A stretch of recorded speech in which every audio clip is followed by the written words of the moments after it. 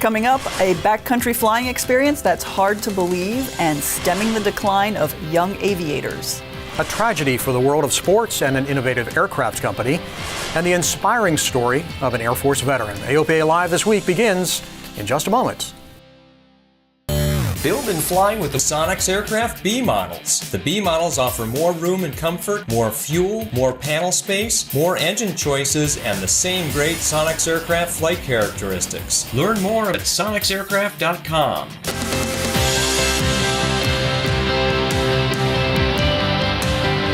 This is AOPA Live This Week with Tom Haynes and Melissa Rudinger. A tragedy for both the aviation and sports worlds.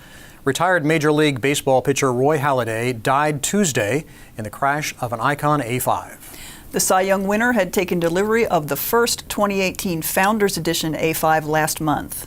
Witnesses say the aircraft was maneuvering low over the water just off the Tampa shoreline. There was no distress call. The broken aircraft was found inverted in shallow water. Halladay relished flying low and often tweeted about it. He was an enthusiastic A5 owner. Icon used him in a promotional video that also featured his wife, who previously had been apprehensive about flying. The NTSB will investigate the accident. The Icon A5 has a data recorder, which means the safety board will have more information to work with than they typically do with a general aviation accident. It'll likely be a year or more before the NTSB publishes a probable cause finding for this accident. This is the third A5 accident this year that has involved low-level flying. 2 of them have been fatal. Just last month, Icon issued guidelines for low-altitude flying. The company recommends a 300-foot AGL soft deck for all but the most experienced pilots. Real tragedy for the company and for the family, of course. Condolences to both the team at Icon and the family. Yes. I mean, obviously, we don't want to jump to conclusions on cause, but very, very tragic, and hopefully we'll get to the bottom of it. Yeah, and interesting that this airplane has been designed from the beginning to be an especially safe airplane with the particularly forgiving wing and the gross weight increase that they got and worked with the FAA on in exchange for delivering the safer wing. And the accidents so far don't seem to indicate any problems with the airplane. It's all been basically flying related, so we'll see what the NTSB says about this one. Yes, stay tuned. And while we don't yet know what caused the crash, we do know that low-level maneuvering carries a higher degree of risk than flight at altitude. The AOPA Air Safety Institute has a video on that. More than 80% of stall spin accidents start in low-level maneuvering. The Air Safety Institute says your full focus must be on positive control of the aircraft when you're below 2,500 feet AGL. You can find the low-level maneuvering video on our website under Training and Safety, Air Safety Institute videos. And the Air Safety Institute is also teaching pilots how to best use the valuable resource of air traffic control. There's an updated video series called Ask ATC, where controllers are interviewed to answer questions from pilots. The most recent video is about traffic alerts. Okay, our primary responsibility as air traffic controllers is to separate aircraft and provide safety alerts. And if you're IFR or VFR receiving flight following, we're going to give you traffic advisories if there's another aircraft that might be a conflict for you. You can find the video on the homepage of the Air Safety Institute website. In addition to the videos, the Air Safety Institute has a podcast called There I Was, where pilots learn valuable lessons from the experience of others. In the most recent episode, aerobatic champion Sean D. Tucker recalls how he overcame a life-threatening emergency while he was practicing his airshow routine. Zooming down to 225 miles an hour, 10 feet above the runway, 7.5 G pull going into the next figure, and I hear this loud bam in the pull. I lost total elevator control completely, and my airplane pitches up and then pitches down, and momentarily I was so sensory overloaded that everything went black. I mean, all the senses. I'm so in tune with this flying machine. I knew I was in significant peril, and I thought I was going to die right at that moment. It's a fascinating story. Sean goes on to talk about what he did to survive the situation. The lessons he learned are valuable for all pilots. You can find the podcast on our website. Search for There I Was, or you can find it on iTunes. The trip of a lifetime, that's what 2 AOPA members won in the Hidden Gems contest, sponsored by Aviat Aircraft. The contest ran on AOPA's Facebook page and asked members to describe their favorite hidden airport. AOPA Editor-at-Large Dave Hirschman has the story of the winner's incredible adventure. He'd flown over these mountains many times in corporate jets at 40,000 feet or more. But maneuvering among the craggy peaks and narrow valleys in an Aviat Husky bush plane is an entirely different type of flying. It's great just getting down in the hills, in the mountains, and seeing everything, getting to take it all in, slow down.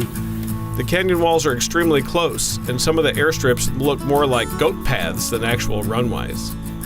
Zach Schmidt and Jeff Owen won this aviation trip of a lifetime through the Hidden Gems contest sponsored by AOPA and Aviat Aircraft. For 3 days, they flew brand new Aviat Husky bush planes throughout the Idaho backcountry with highly experienced instructors. I get the sense it's a Jeep. That's what I compare it to. It's you feel like you can do anything with it. You can make it do whatever you want it to do. If you get into trouble, it's your own fault. You can bounce that thing in, it's going to take it, whatever you do. It's a pleasure. They got a behind-the-scenes tour of the Aviat factory in Afton, Wyoming, and stayed at the legendary Flying Bee Ranch in the River of No Return wilderness area. It was a new kind of flying for both winners. The approach into Flying Bee, fly around that knob and drop in here, it's amazing. And then Soldier Bar, doing a canyon turn to final. I never thought I'd experience anything like that. Landing on that plateau so high above the water, that's one of the first places I'm coming back. When I looked down at Soldier Bar, I would have never imagined you could land an aircraft there. It was pretty wild. Words and pictures and video in no way convey what the experience is like being here. It was more than I could have imagined. I couldn't even begin to think what this was going to be like. Dave Hirschman, AOPA Live. You can read more about the trip in the November issue of AOPA Pilot Magazine. That does look like a dream trip to me. I want to go. The only bad thing about working for AOPA, there's very little bad, but one of them is we can't win the contests. I know, but somehow we can finagle a way to get out there and fly in that kind of part of the world. It's beautiful. And if you like watching stories like that, we've made it easier for you to see AOPA Live videos wherever and whenever you want. We've improved our behind-the-scenes technology. So you can now watch our videos on your computer, your big screen, or your smartphone or tablet. You can get us on your iPhone or iPad through iTunes, and we've recently had to change our iTunes listing, though, so you'll need to resubscribe to our new podcast channel there. Just search for AOPA Live this week. You can also find us on Roku for that big screen experience. Coming up after the break, inspiring young minds and their teachers through aviation. And the story of a remarkable veteran. AOPA Live this week continues in a moment. Did you know it's now fully legal to fly your plane to Cuba? Call the experts at Cuba Handling and we'll walk you through the process. Our team will make your flight simple and will create the experience of a lifetime. From hotels to cultural experiences, we do it all. Visit CubaHandling.com. Welcome back. AOPA is telling young people you can fly, and we're enabling teachers to help them do it. Educators from across the country are back in their schools with a lot of new knowledge. They're fresh out of the 2017 AOPA High School Aviation STEM Symposium. AOPA Live's Paul Harrop has the story. It's a crowd full of educators inside an aviation museum at an airline headquarters, sharing ideas and learning how to bring aviation content to their schools. We hope teachers walk away with ideas for next steps as they think about how to either start an aviation program or how to improve their current existing program. AOPA's Senior Director of the High School Aviation Initiative, Cindy Hasselbring, says it empowers teachers. Lou Amity teaches aviation in a career and technical education school in Phoenix. He says the opportunity to share ideas is exactly what he needs. Well, it's the resources, it's the lessons learned, it's the contacts that you get, it's the information. For instance, I was in a little seminar today about building a plane, which we're in a process of doing something.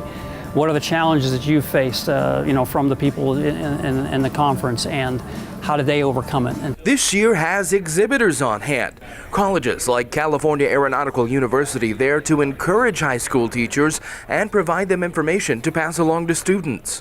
Seeing all the high school instructors and administrators here investing in our future pilots. Envoy Airlines in their booth talking about their flow through to American Airlines, who hosted the symposium at their headquarters. And being in the C.R. Smith Museum afforded a unique learning environment. This, for example, is the business end of an engine off a 767-300ER, but this wasn't the only thing that folks got to see. A rare look behind the scenes, American giving a peek behind the curtains of their training center. This is where flight attendants learn how to deal with crisis situations like an airplane on fire or smoke in the cabin, and where pilots go to practice worst-case scenarios in the safety of a CAE simulator. Proof that no matter where you are in aviation, education is key. The big picture is we want to see more students engaged in aviation aerospace and learn about the career opportunities around them. In Fort Worth, Texas, Paul Harrop, AOPA Live. The 2018 AOPA Aviation High School STEM Symposium is set for November 5th and 6th in Louisville, Kentucky. UPS is hosting the event next year. Save the date and plan to learn more about how cargo carriers do those sorts of things. So that's quite a conference. It's really grown over the last few years, and now we're testing out the curriculum for ninth graders, and more to come on that. It's really exciting to see it take shape. Yeah, it is. Well, hey, something else that AOPA does to protect and promote general aviation is something we call advocacy. And that means making the case for general aviation to regulators and lawmakers. And folks think we're pretty good at it, apparently. The Washington-based political news organization, The Hill, just named AOPA a top lobbying association. This is the 4th year in a row AOPA has been so recognized. The Hill singled out AOPA President Mark Baker for his work in defending general aviation from air traffic control privatization, noting that he has convinced a number of wavering lawmakers to oppose the plan. The FAA is proposing a new airworthiness directive for some Piper PA-28 and 32 aircraft. The agency wants inspection panels installed on the lower wing skin near the left and right main spars. That's so mechanics can inspect for corrosion. FAA thinks it will cost a little under $700 to install the panels and then about $170 each for inspection. You can submit comments on the proposed AD before December 22nd. And finally, this Saturday is Veterans Day, a day to honor all the men and women who have served in our armed forces. We'd like to introduce you to a veteran whose life in flying has surpassed his loftiest hopes and brought him unimaginable hardships. Air Force General Chuck Boyd spent years in a North Vietnamese prison camp, but that doesn't define him. Yeah, I was on my 105th mission, flying the 105, the Thud. My 88th over North Vietnam, I was closing in on the 100, so I didn't quite make that. So I'm at the top of my pop, right there rolling in, and I take 2 big hits from AAA. Cockpit's got smoke in it. I look in my little mirror, and the whole ass end of the airplane is on fire. And the airplane just started to go over into a roll inverted. I thought, well, if I don't get out of this thing, I'm going to die anyway, so I'll give it a try. And so I pulled the handles. So I was something over 600 knots. When I was on the ground, I was in the outskirts of Hanoi, and there was no place to go. I went down to large numbers of people, and most of them had AK-47s. Chuck Boyd spent 7 years in a North Vietnamese prison camp, much of it in solitary confinement. He was tortured. He still suffers from that, and yet... I am an enormously fortunate man. Most fortunate indeed. How many people do you know in your life that get to do exactly what they want to do?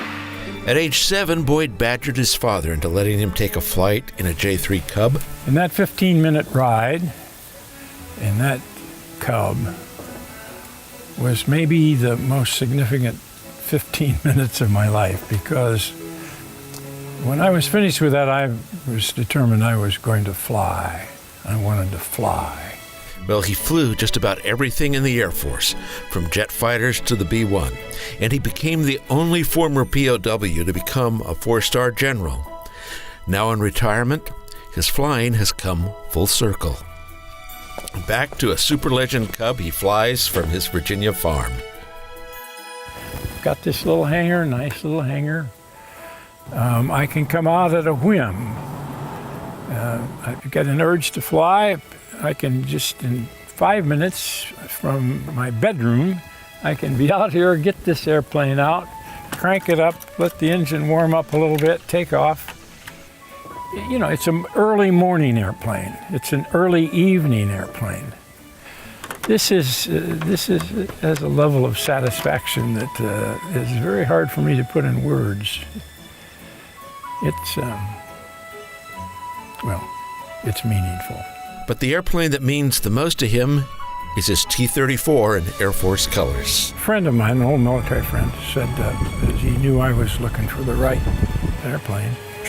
He said, "Why don't you remember you flew the T-34, and there's some of those available in the civilian sector?" "Yes." And I said, "Well, yeah." And then it just the light came on. It's just been a wonderful part of my life ever since. This is a natural airplane. I mean, this is. I think old Walter Beach was a genius. He built a perfect airplane. He loves flying formation. There's just something about caressing your body in harmony with another airplane. It pleases me. It has a sort of a sensual quality. It's an aesthetic, about it. yeah, that's right. I mean, the symmetry and aesthetics and I'm just going to keep on getting up every morning, and if I feel like flying today, I'm going to fly today. I fly 3, maybe 4 times a week. I'm going to just keep on doing that as long as my health holds, as long as I can. And when it can't, well, I'll quit. But I'll know when it's time to quit, and nobody else will. Negative thoughts are a big waste of time. And I think that's, you can spend your time in regrets, and that gets you absolutely nowhere. The first few weeks, I think, when I was captured, I kept going over in my mind, if I jinked to the left, if I jinked to the right. Now, and then it occurred to me, this is stupid. Wasting your time. You can't redo that. So here's where we are. Let's figure out how we can survive within these circumstances. And I guess that's pretty much, I've fallen down, I've been knocked down in a variety of ways. But I always get back up and say, brush myself off, and let's keep going forward.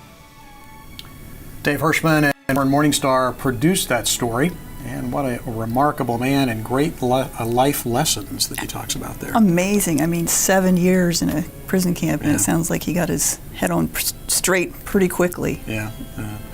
And our enduring thanks to all who have served the military, including General Chuck Boyd. Absolutely. That's our show for this week. Thanks so much for giving us some of your time. We hope to see you back here next Thursday for another edition of AOPA Live This Week.